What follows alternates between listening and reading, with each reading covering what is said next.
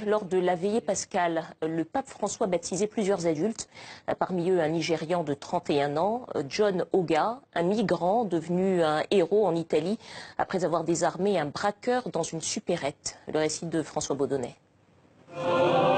Une consécration.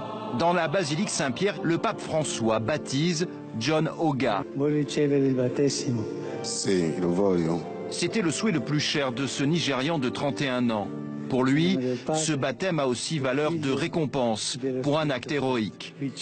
Il y a quelques mois à peine, ce migrant était encore sans papier en Italie. En septembre dernier, il est en train de mendier devant un supermarché à Rome lorsqu'un homme armé d'un couperet à viande se fait remettre le contenu de la caisse. Malgré son attitude menaçante, à la sortie, John Oga se jette sur le braqueur. Un corps à corps s'engage. Le migrant parvient à désarmer son adversaire et à l'immobiliser pendant que la police est appelée. J'ai eu très peur, mais j'ai pensé que je devais faire ça même s'il risquait de me couper avec son couteau. Parce qu'il est clandestin, il préfère partir avant l'arrivée des forces de l'ordre. Mais la police italienne le retrouve. Elle va l'aider à décrocher un permis de séjour en guise de remerciement.